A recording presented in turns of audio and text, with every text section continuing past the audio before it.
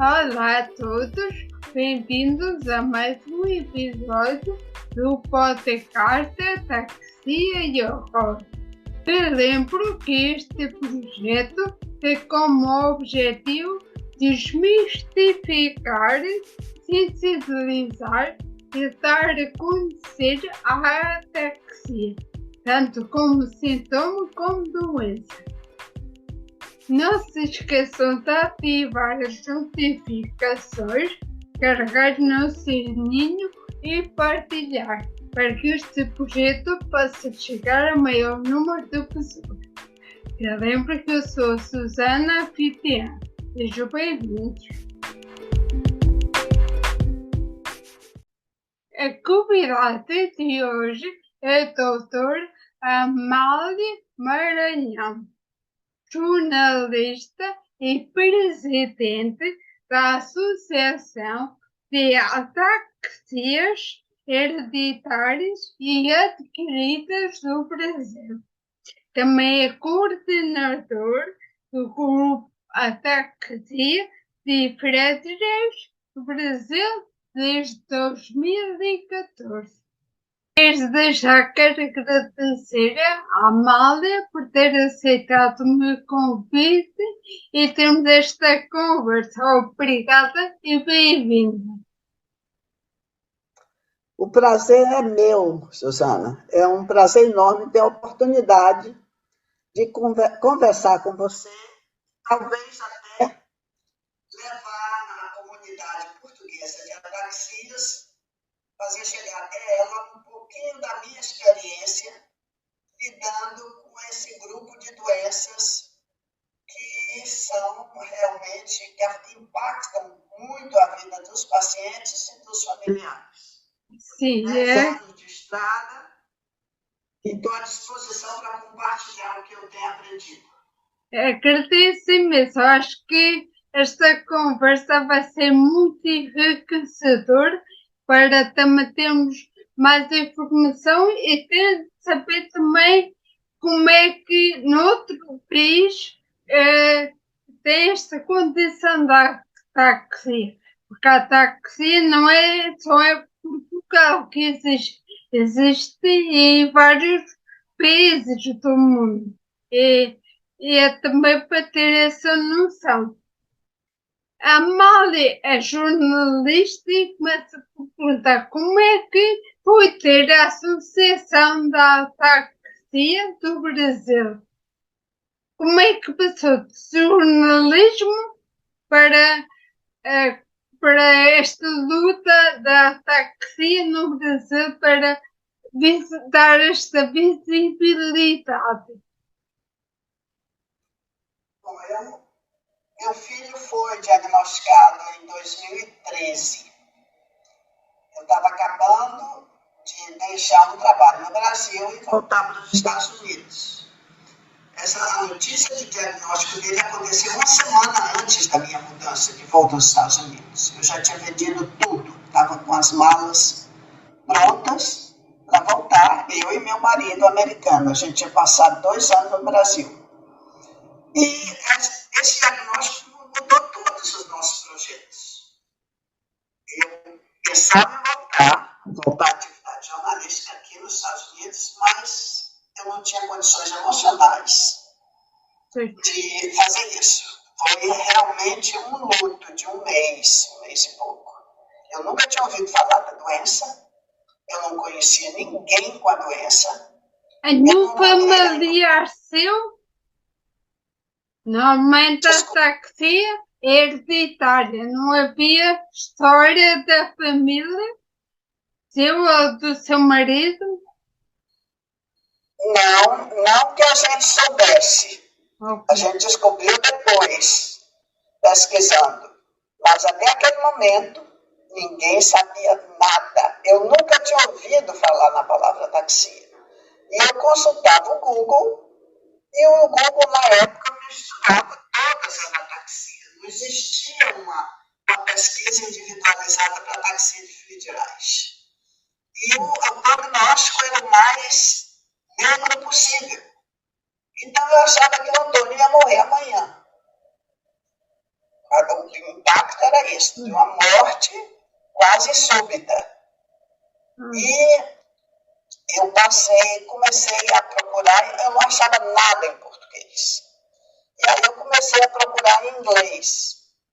E aí achei uma associação de pacientes de ataxia de Friedreich, aqui na Filadélfia, nos Estados Unidos. Eu peguei o telefone, liguei, pedi para falar com a diretora da associação, ela me atendeu e me acolheu. Com toda aquela dor que eu estava, com todo aquele sofrimento.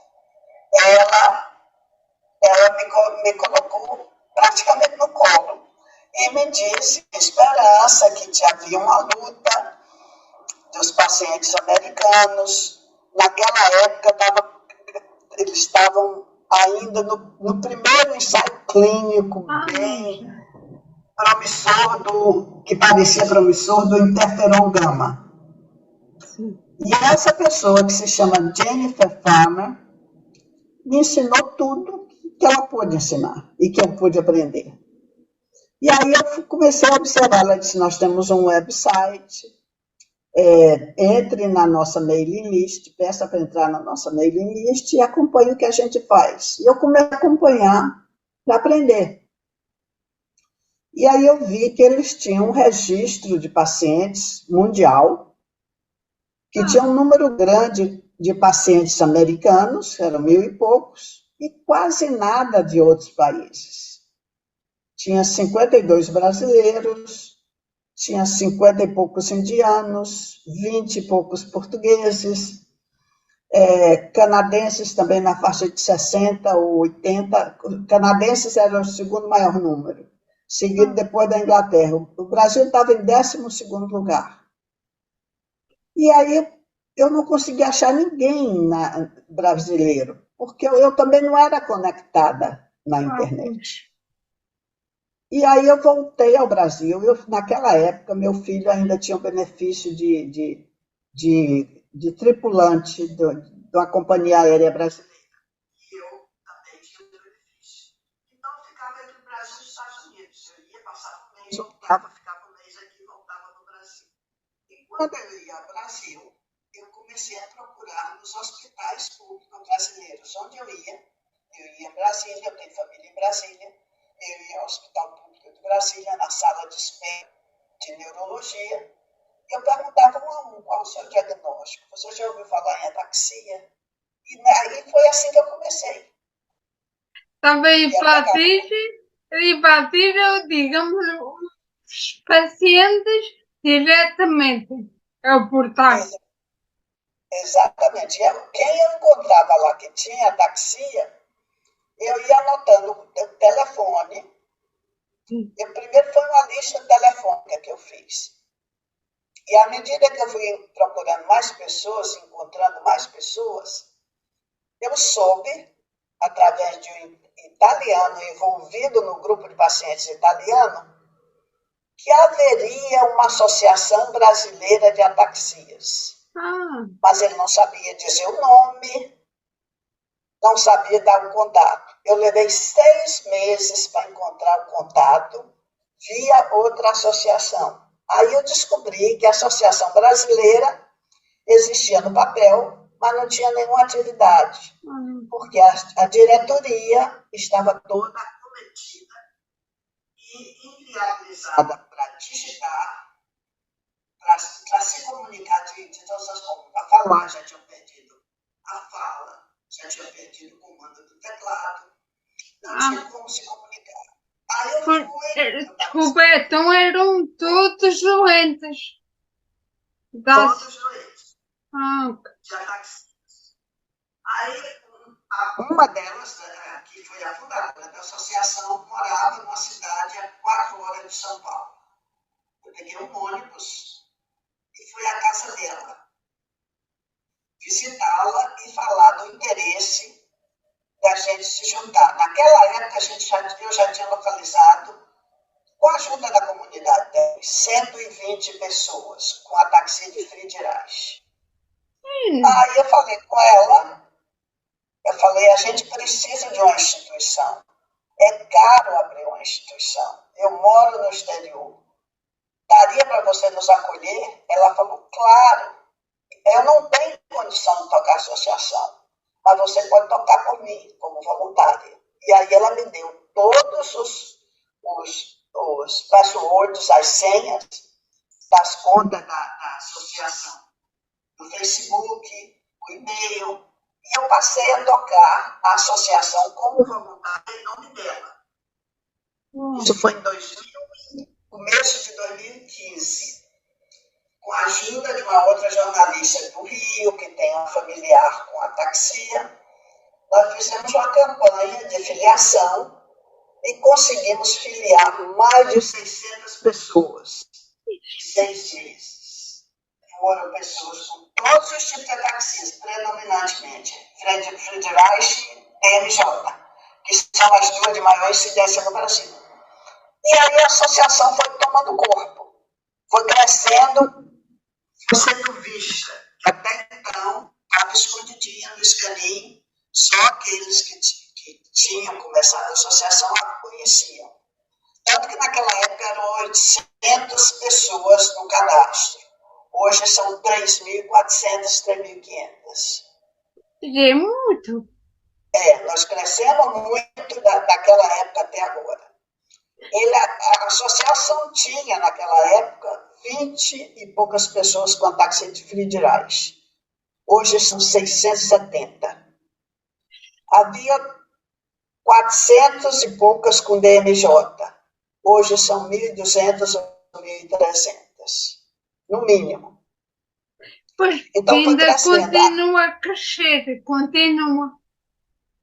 Claro, o trabalho não para. Quanto mais gente a gente mapear, mais alavancagem a gente tem, mais poder de barganha a gente tem junto ao governo para reivindicar direitos e junto às farmacêuticas, as grandes farmacêuticas mundiais, são essas que fazem pesquisa de ponta para doenças genéticas, e é uma forma de atrair os estudos para o Brasil. Atraindo os estudos para o Brasil, esses grandes estudos internacionais, se parte deles for feita no país, isso é uma garantia de que se a pesquisa for bem sucedida, a aprovação do remédio no país vai ser mais rápida e a incorporação do remédio no Sistema Nacional de Saúde também vai ser mais rápida. Então, é por isso uma corrida contra o tempo e é uma corrida para modernizar a pesquisa de ataxia no país.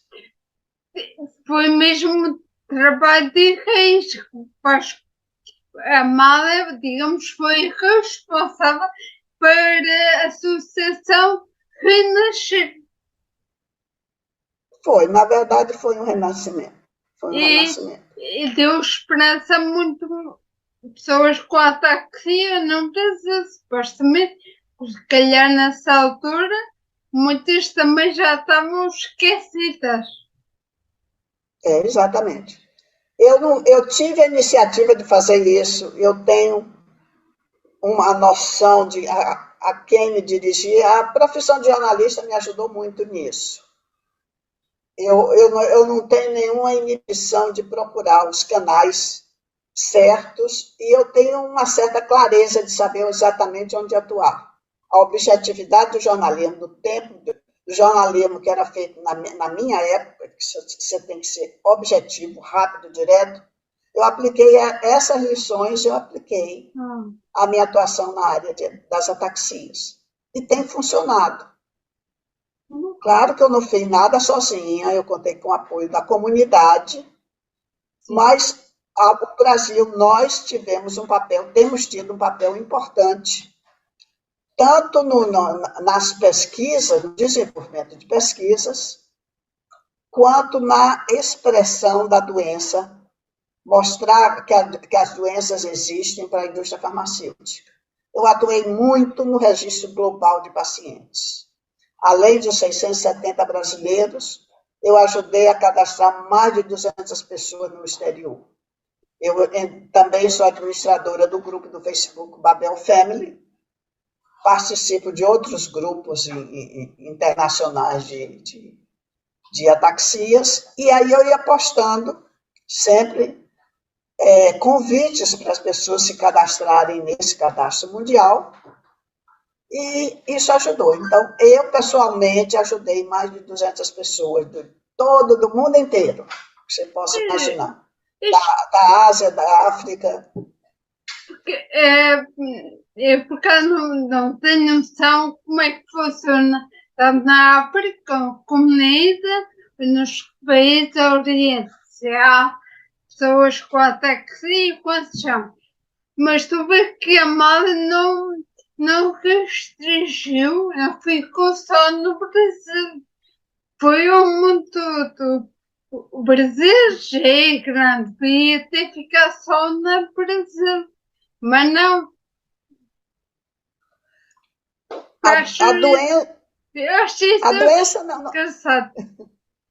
A doença não tem fronteiras. A doença está no mundo quase inteiro. A ataxia de Friedreich é predominante no mundo ocidental, mas também se manifesta no norte da África. Um pouco nas colônias portuguesas, tem pacientes com Friedreich.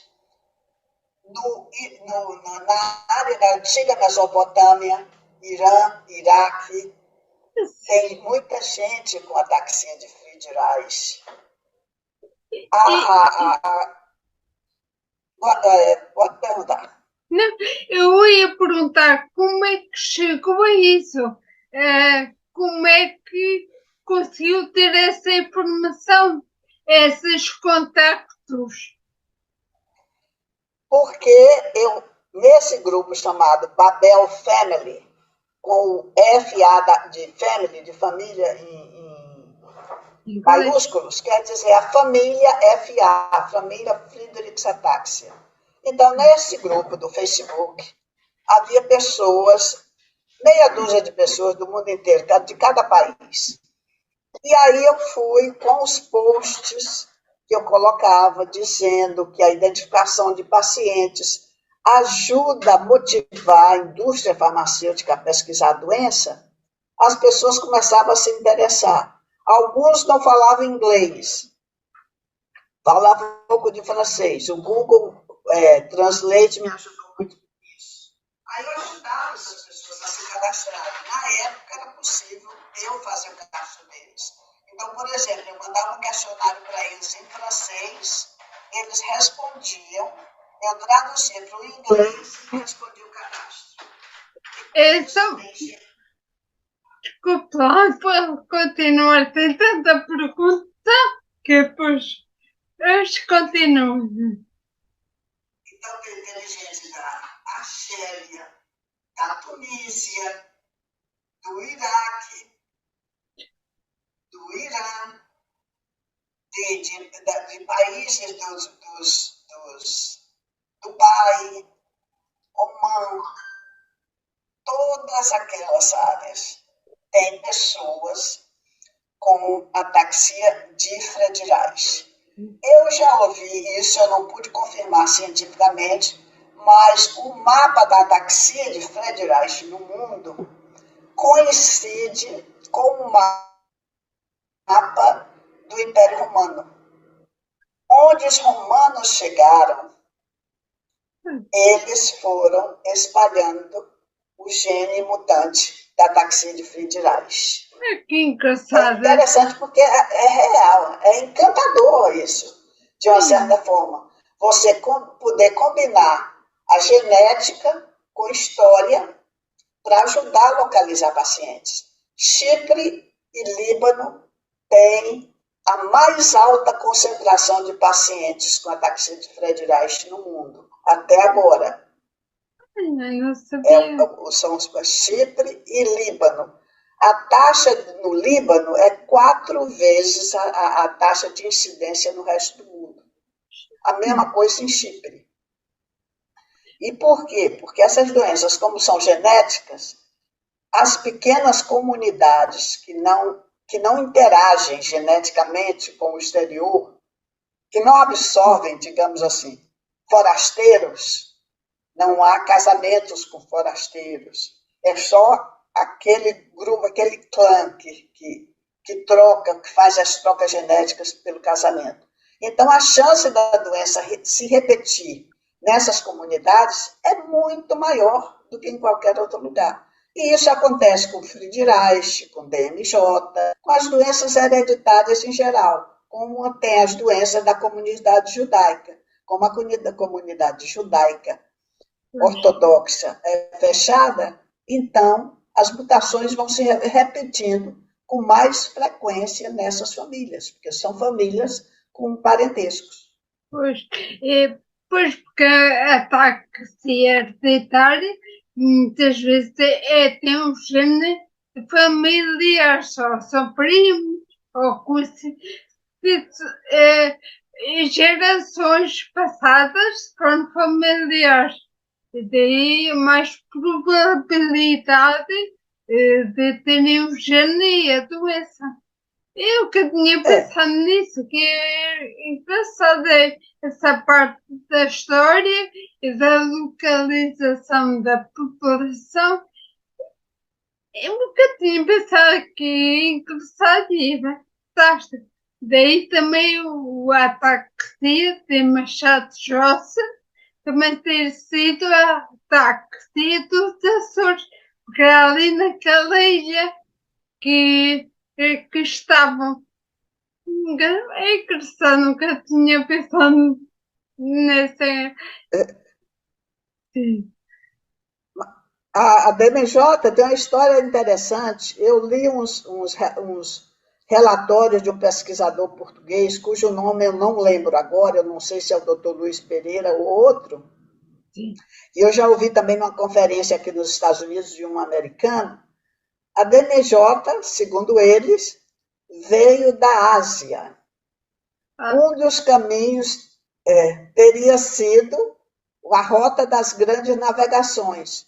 Os portugueses teriam interagido com mulheres asiáticas que tinham o gene da DMJ e trouxeram os descendentes, ou essas mulheres, não sei exatamente, para os Açores.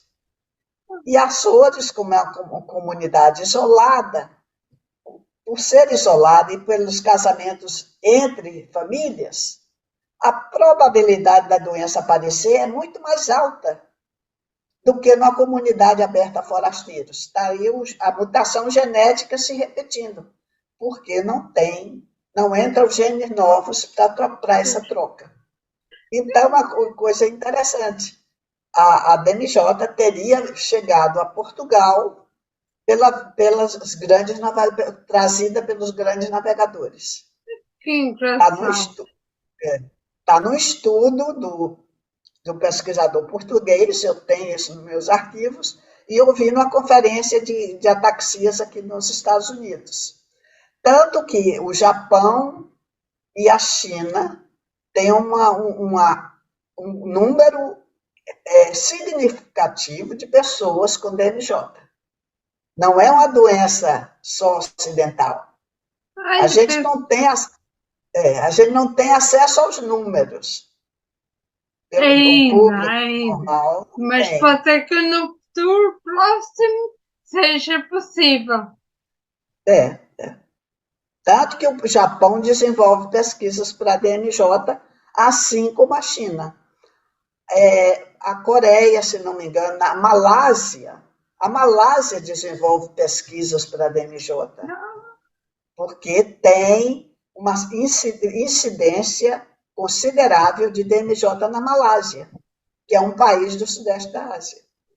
Eu pensava que era só nos Estados Unidos, como é grande, tinha mais diversidade, ou mesmo Canadá, que era aí o centro, digamos, das pesquisas, dos testes. Nunca tinha pensado nesses países também havia essa evolução, como até criar uma doença rara, assumi, enganada, que E nesses vídeos ainda era muito mais rara.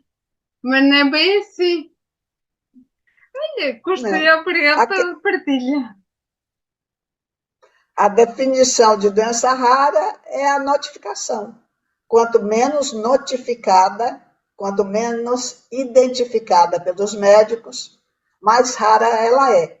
Mas à medida em que os médicos aprendem sobre os sintomas dessas doenças e aprendem a identificar os pacientes com essas doenças, elas vão se tornando cada vez menos raras. E na medida em que elas se tornam menos raras, maiores as chances de serem pesquisadas para tratamento e cura. Porque assim há mais pessoas, se há mais pessoas, há mais lucros, entre aspas, para a indústria farmacêutica. Então há uma aposta para o tratamento.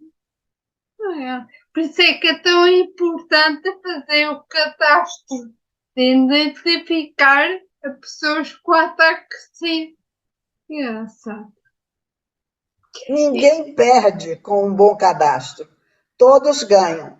Ganha o paciente porque aumenta as chances de ter mais assistência, de ter mais tratamento. Ganham as farmacêuticas porque é um novo mercado que surge.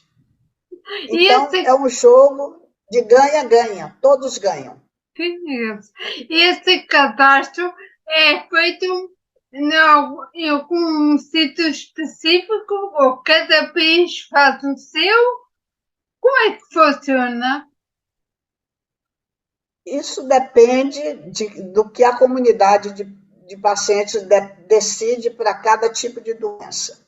No Brasil, por exemplo, a fibrose cística, que é uma doença rara de alta incidência, as ataxias hereditárias são ultra raras, porque elas ocorrem com cada caso, é um caso para cada 50 mil pessoas. Então, ela é considerada ultra rara. As de doenças raras, a incidência é muito maior. Eu não me lembro exatamente os números, mas seria, digamos, 10 pessoas para cada 40 mil. Novamente, eu digo, eu não lembro, essas cifras não estão memorizadas, mas a expressão da doença é muito mais alta do que as ataxias. Então, fibrose cística, por exemplo. Existe um cadastro de pacientes que é administrado por um centro de pesquisa da Bahia. Por quê? Porque é uma comunidade organizada, os médicos muito organizados, e eles conseguiram financiamentos de fundações de farmacêuticas para ter esse centro, esse cadastro de pacientes. Aqui no Brasil a gente chama cadastro, em Portugal chama registro de pacientes. Isso. Então, eles têm mais de 2.500 pacientes nesses arquivos. Tanto é positivo que essa doença, a fibrose cística, tem pelo menos 3 medicamentos já aprovados pela FDA americana. Nós, das ataxias, só temos um, que foi aprovado agora em fevereiro para ataxia de Friedreich. Mas ninguém tem registros organizados. Além dos Estados Unidos, que tem em torno de 1.800 pessoas cadastradas até agora, só o Brasil tem mais. O Brasil está na segunda posição, com 670 pessoas com ataxia de Friedreich. Nos Estados Unidos também tem um cadastro da NAF, National Ataxia Foundation, que cadastra todos os pacientes de todas as ataxias. Até 2-3 anos atrás, com esse cadastro público, a NAF, que tem 50 anos, que existe há 50 anos, tinha menos gente cadastrada com ataxias do que nós no Brasil. E o nosso cadastro no Brasil é da associação, que não cobra mensalidade, que na verdade tem sido mantida por mim nesses últimos 10 anos. O pouco que existe. Então, sou eu que faço o cadastro. Tem um questionário, eu mando para as pessoas preenchem, a gente tem um compromisso de confidencialidade. Mas é um cadastro simples, não é um cadastro científico, é muito mais um mapa de quem é a pessoa, onde essa pessoa está e quais são os contatos dela, caso surja um ensaio clínico. E esse cadastro ajudou muito, porque quando chegou o ensaio clínico da vatiquinona ao Brasil, nós recrutamos 25 pessoas em 3 dias. Em geral, mais fácil. Em geral, o recrutamento de pacientes leva até anos para acontecer. 5, 10 anos para se conseguir recrutar os pacientes em casos de doenças que não se sabe onde eles estão. Como a gente sabia, eu tinha inclusive a lista de pessoas que eram aptas a participar do ensaio clínico. Eu tinha uma lista de 54 pessoas. Na hora que eu entrei em contato, 25 pessoas se prontificaram. Mas na seleção, a farmacêutica só admitiu 15. Só temos vagas para 15. Primeiro, ela disseram que tinha vaga para todo mundo. Depois disseram, não, nós só temos para 15. E o Brasil entrou com 15 pessoas, que é o segundo maior time de participantes, depois dos Estados Unidos. Então, os Estados Unidos têm 30 e poucos, ou 20 e poucos, o Brasil tem 15, a Itália tem 10, a Austrália tem 6, e no ensaio clínico da vatiquinona, que já encerrou, já está na fase de open label, e a gente sabe que a empresa, a PTC, já deu entrada, ou está dando entrada ao pedido de registro de medicamento. Então, o Brasil participou e colaborou para o desenvolvimento do segundo medicamento para ataxia de fedirais. O Brasil está incluído no ensaio clínico para DMJ, que é da Silos Therapeutics. Já estava tudo pronto, com lista de pacientes para serem convidados a participar, mas o laboratório teve alguma dificuldade aí com o financiamento, suspendeu.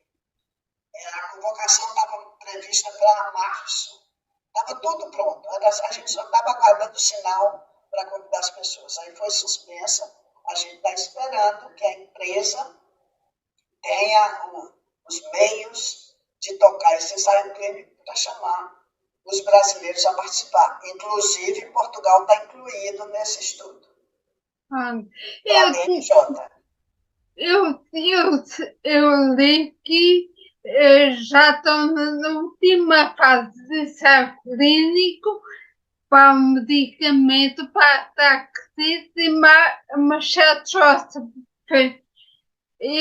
Ou seja, tinha ideia que estava quase a ter um novo medicamento, mais um ano ou dois, tínhamos um novo medicamento. Se calhar não interpretei bem, porque eu e o inglês não somos muito bons. Às vezes há ali uma falha de comunicação, porque eu também sigo a DAF e tem informação maravilhosa para conteúdos para ataques e tinha ideia que tinha lido que entretanto havia um novo medicamento para uma chatose, mas calhar enganei-me.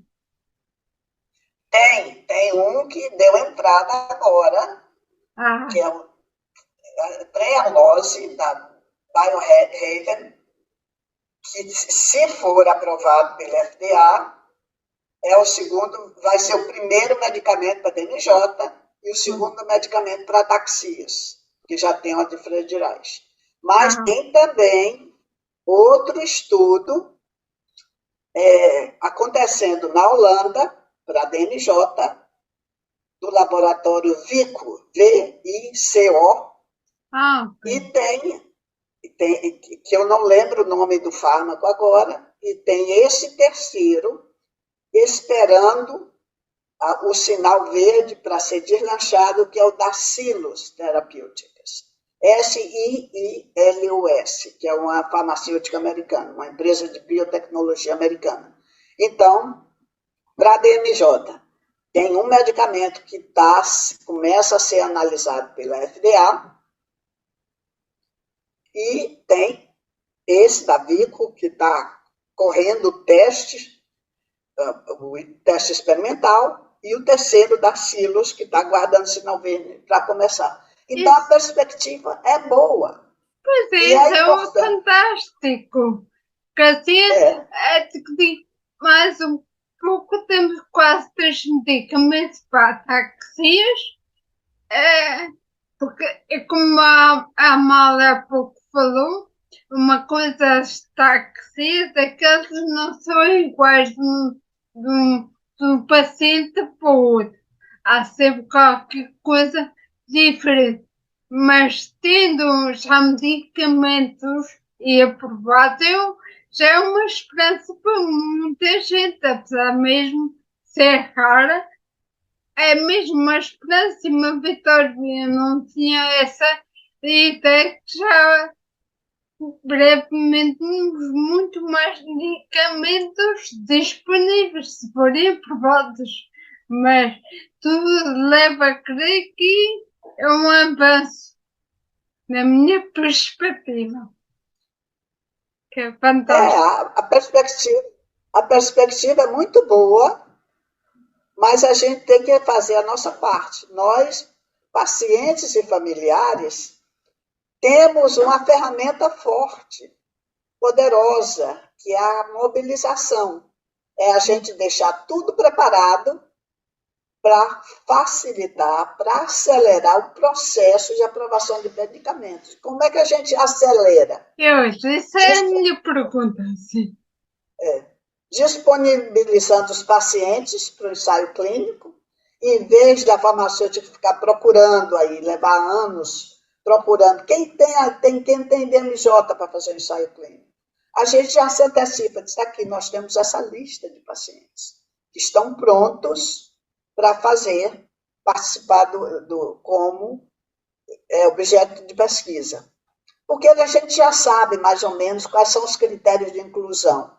Pela nossa lista, com a descrição do estágio da doença, a gente já sabe que o ensaio clínico, em geral, é feito com adultos, porque é difícil localizar crianças, não se sabe como a doença se manifesta no início, os pais têm medo de colocar a criança no ensaio clínico, é mais rápido, o processo é mais fácil que adultos. Então, a gente já vai classificando. Eu já tinha tudo classificado para os critérios de inclusão. Tanto que quando a PDC nos procurou para o ensaio clínico, ela perguntou quantas crianças vocês têm no Brasil na faixa de 7 anos a 18. Eu respondi na hora, porque eu já tinha um dado.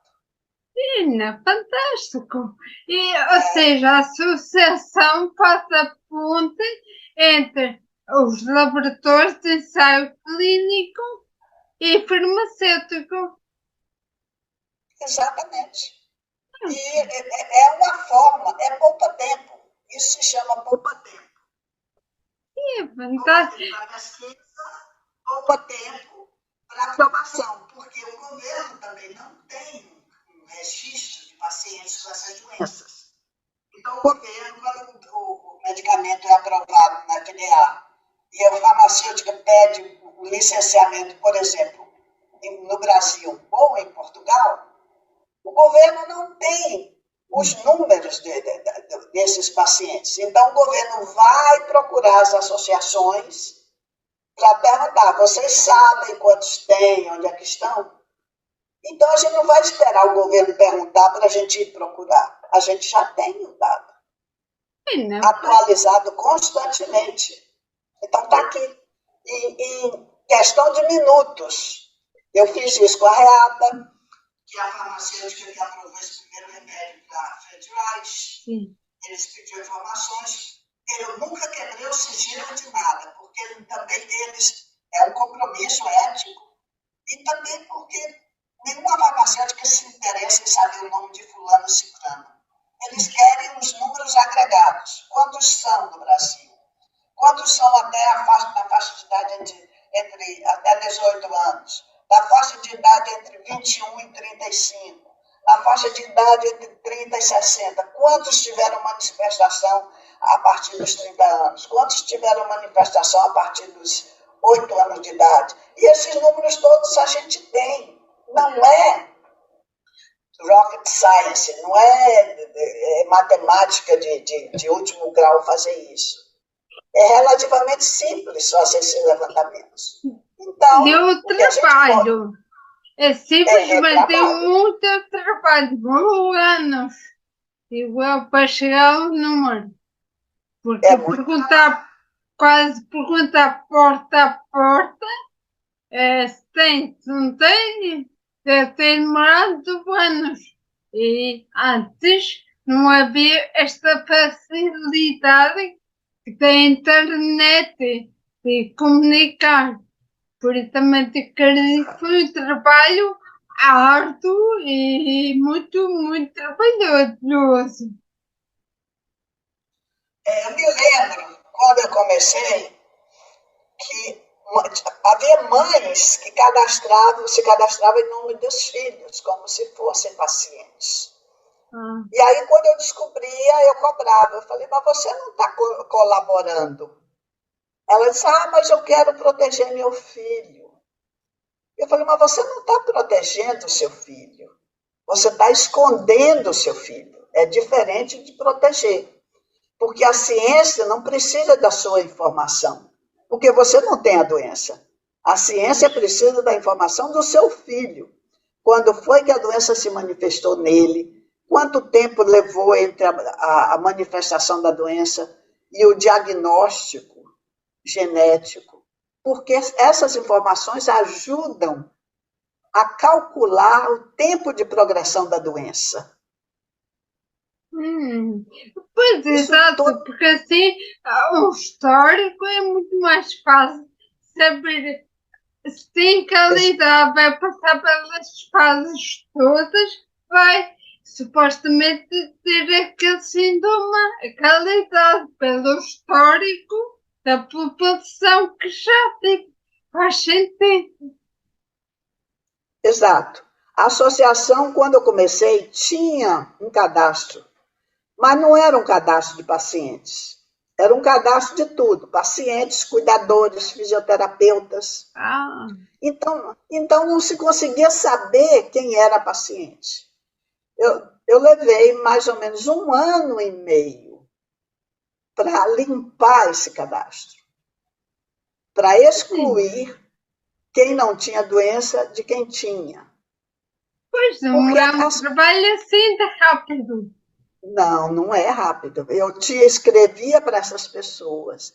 A maioria não respondia. Eu escrevia de novo essa segunda mensagem. Você está cadastrado aqui na associação. Você é o fulano de tal. Eu preciso saber, você é paciente, você é parente de paciente ou você é cuidador? E alguns respondiam, outros não. Eu diria que 30% não responderam. Pois, mas aí não responderam. Medo também, é o medo, né? Então... O medo, ou falta de interesse. O desconhecimento, falta de informação também. Mas então, como esse dado não é confiável, não se pode usar. Então, foi colocado de lado. E aí a agenda foi uma espécie de purificação do cadastro. Porque para a ciência não interessam os dados do cuidador ou os dados do pai ou da mãe. O que interessa são os dados dos pacientes.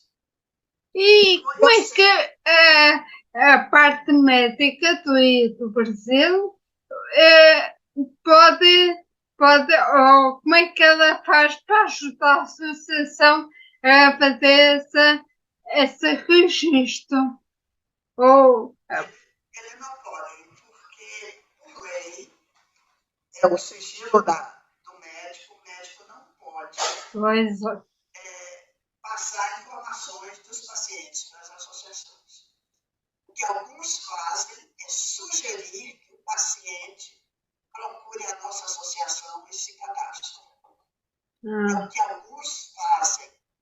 Este fim de semana mesmo, eu estou aqui no celular, passei o sábado e domingo mandando mensagens para neurologistas Até agora eu já mandei para aproximadamente 100 neurologistas brasileiros que eu localizei no Instagram, pelo Instagram da Associação Brasileira de Neurologia. Então, me dou o trabalho de olhar o nome de cada um, procurar ver se está no Instagram e mandar mensagem pedindo que eles recomendem aos seus pacientes com ataxias que façam o cadastro na nossa associação. É isso que eu tenho feito há mais de 10 anos. Porque é o que é possível fazer. A gente não tem muito espaço de ação, a não ser esse. Então, se é isso que a gente pode fazer, vamos fazer. Porque ajuda a tirar as doenças da invisibilidade. É um trabalho contínuo, demorado e também tem um trabalho de equipa. A associação, pacientes, médicos, têm que trabalhar todos em conjunto. Não podem ser separadamente, para não torna o processo mais difícil, mais demorado. Pensei que sim, diga. Idealmente, sim. Mas a gente não consegue convencer os pacientes a fazer isso. Eu digo sempre em nossos grupos, nós temos um grupo só de pacientes no WhatsApp, com 260 pessoas. Temos um grupo de pais, com outras 180 pessoas, isso federais. E mais um terceiro grupo de ataxias espinocerebelares, com em torno de 200 pessoas. O que eu peço sempre? Eu digo, se cada um de vocês conseguir trazer um paciente novo, a gente dobra de número. Passa de 670 para quase 1.300, ou mais de 1.300. Isso é importantíssimo. Se a gente passar da casa de 1.000, a gente já ganha uma visibilidade muito maior. O pessoal das espinocerebelares é mais ativo nisso. Eles trazem mais gente. Talvez porque eles já sejam adultos, a doença se manifesta na idade adulta, eles têm menos temores do que os pais de crianças.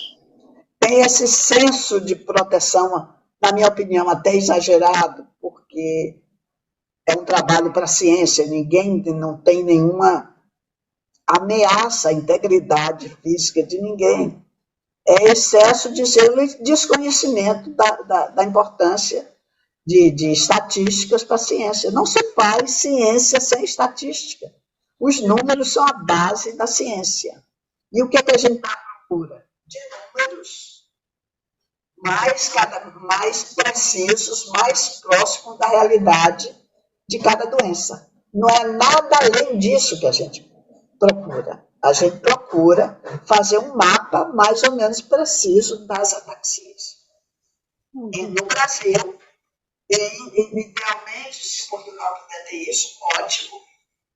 Eu sei que agora, com a chegada, com a aprovação do Sky Claris para ataxias federais, tem muito país agora se organizando na corrida do registro, do cadastro de pacientes.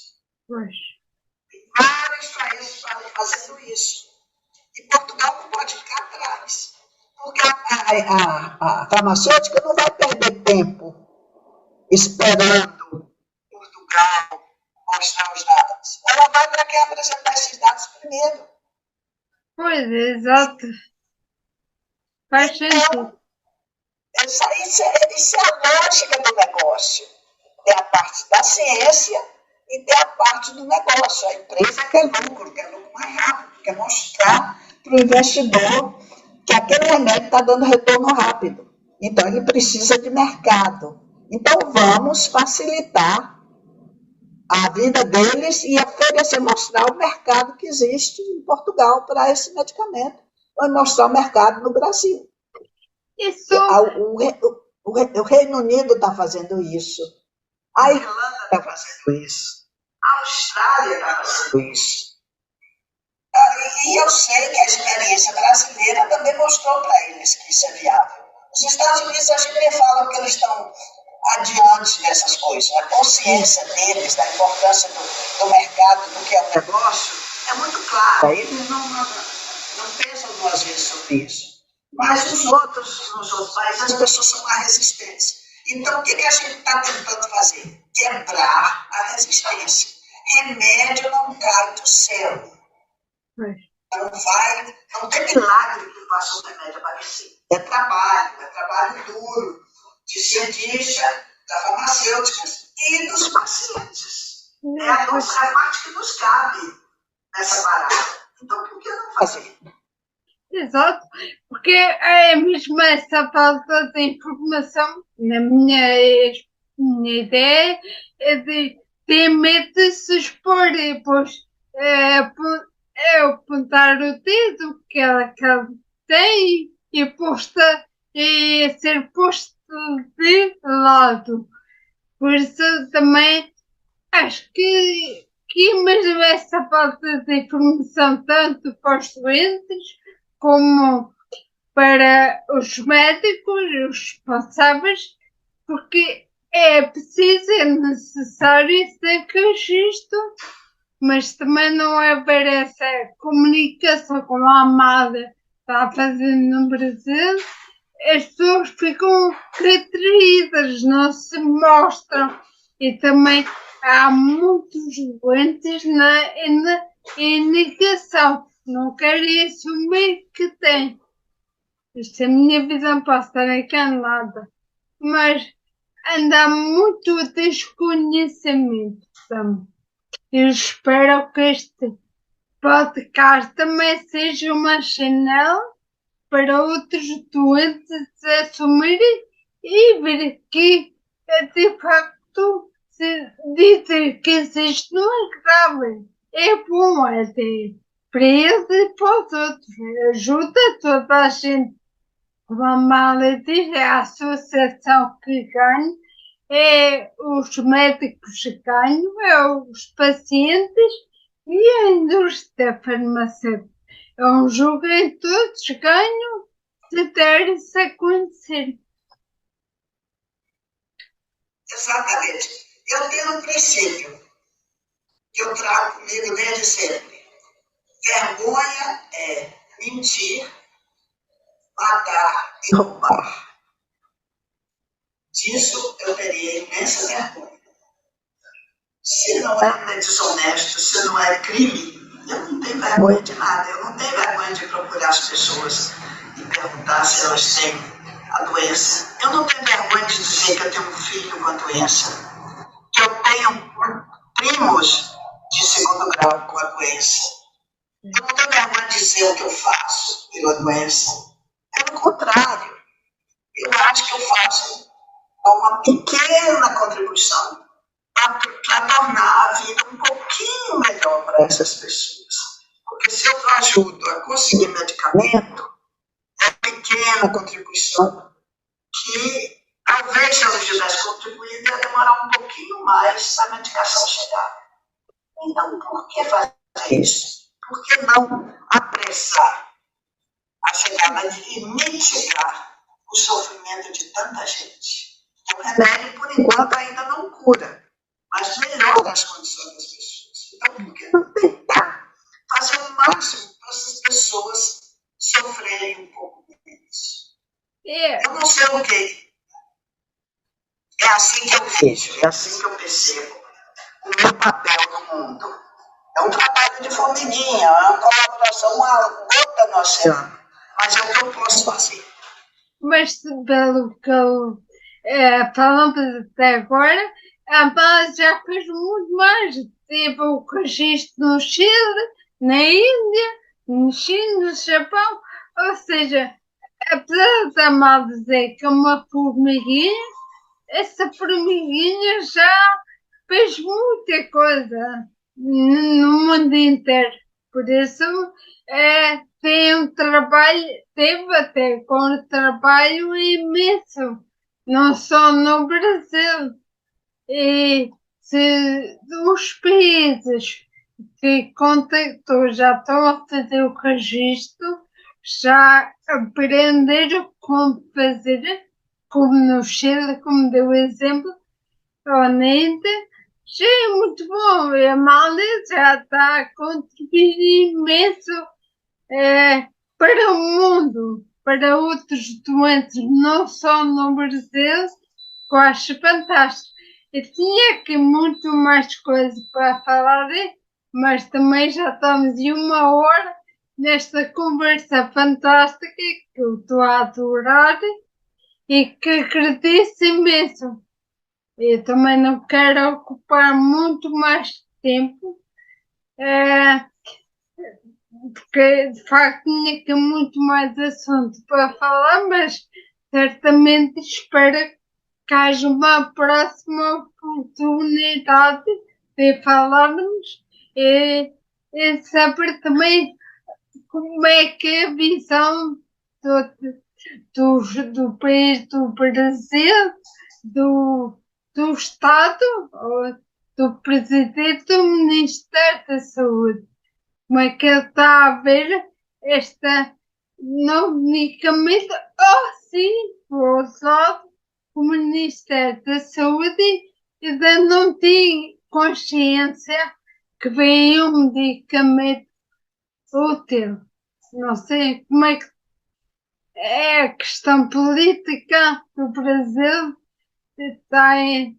se tem um olhar já ou se ainda não tem noção nenhuma. A legislação brasileira é muito rigorosa para registro de medicamentos.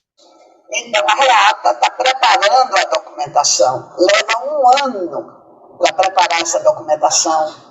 A REATA tem que abrir escritório no Brasil, abrir uma empresa no Brasil, para poder pedir o registro de comercialização do medicamento.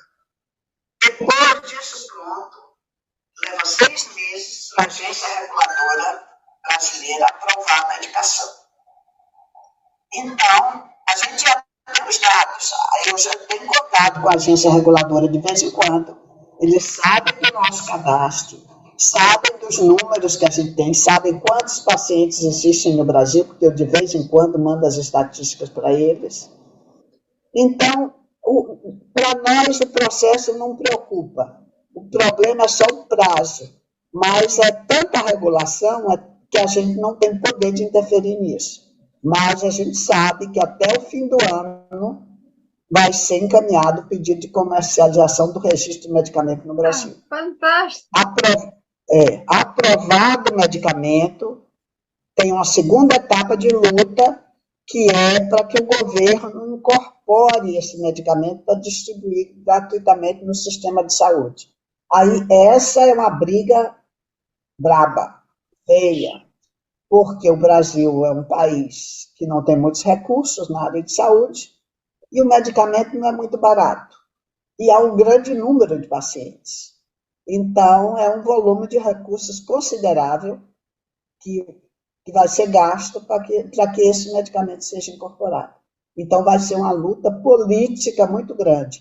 Mas essa é a segunda etapa. A gente vai por etapas. Primeiro, a gente quer um medicamento aprovado. Depois, a gente vê. Gostei dessa filosofia indo por etapas. Primeiro uma, depois de receber outra. Acho que é fantástico essa visão. Não estar já a pensar no que vai acontecer, que é uma enorme confusão ou não. Acho que sim, um passo a cada vez. Gostei. Eu, antes de terminar, não sei se é uma Amália tem assim uma dica, uma sugestão ou uma frase para deixar para os nossos ouvintes que acho que faça sentido após esta conversa muito interessante. O que eu tenho a dizer é que a gente não pode esperar o medicamento cair do céu. Não há milagres para isso. E a gente tem que lutar para conseguir o medicamento. E a minha proposta é que os portugueses também lutem Todo mundo com a doença tem um poder enorme, o poder do clique. Você não precisa sair de sua casa para conseguir mais pacientes. Com um clique, se comunicando no Facebook, no Instagram, em outras plataformas, dizendo que tem a doença e procurando outros pacientes com o mesmo diagnóstico, é assim que vocês vão crescer. Que a comunidade de pacientes de ataxias, com ataxias em Portugal, vai se tornar visível para a ciência, para a pesquisa e para a indústria farmacêutica. Fantástico. Sim, agora com as novas tecnologias, é que está como a Amália disse, o clique é suficiente para dizer que, olha, eu tenho ataxia e é tal, e está num estado tal, há quantos anos. É simples. É simples. Uma pessoa tem que fazer isso. E mais uma dúvida também pode contactar ou a mim, ou a Associação Portuguesa, ou mesmo os sites do Facebook, os grupos estão disponíveis, ou mesmo do Brasil. Não sei se também é só o Brasil que recebe, ou pode ser de outros países. Não estamos abertos. A Associação Brasileira de Ataxias é aberta aos portugueses. Quem quiser pode nos procurar pelo site abhe.com.br ou pelo Instagram. Nós temos o Instagram Ataxias no Brasil e temos o Instagram Ataxia de Fred Reich Brasil. Podem nos procurar que a gente ajuda a encaminhar. Tem um registro global de pacientes, tem os grupos de WhatsApp que são bem ativos. Existe um grupo de WhatsApp em Portugal para ataxia de Fred Reich. Eles são ativos. Eu colaboro de vez em quando com as informações que eu tenho, eu repasso ao grupo. E eu acho que a melhor forma, a forma mais saudável, é vocês se manterem conectados como comunidade de pacientes. Não importa o formato. O que importa é vocês estarem conectados. Porque na hora que chegar a notícia do ensaio clínico ou de qualquer pedido de informação sobre a comunidade, vocês estão ali prontos para oferecer essa informação. E como eu costumo dizer, nós somos poucos, ataxia somos, mas juntos somos muito mais fortes. E vem essa frase. Exatamente, é o velho ditado, a união faz a força. Exatamente. Olha, Mal, mais uma vez agradeço imenso. Já estamos a conversar um bocadinho mais que uma hora. Agradeço imenso esta conversa, este esclarecimento e ajuda. Obrigado. E espero que haja uma próxima, porque há muito mais assunto para conversar. Obrigado pela simpatia e disponibilidade. Obrigada, Amália. De nada, sempre à sua disposição. E assim terminamos mais uma conversa maravilhosa, desta vez com a Amália Maranhão, presidente da Associação de Ataxias Hereditárias e Adquiridas do Brasil. Espero que tenham gostado do episódio. Deixe os vossos comentários e sugestões nas páginas Desafios Minha Vida.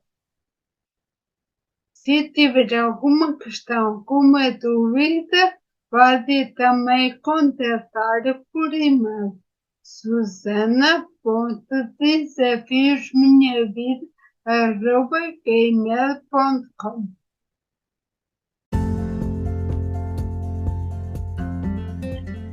Mais uma vez, obrigado por terem acompanhado o episódio até ao fim. Somos poucos, mas juntos somos muito mais fortes.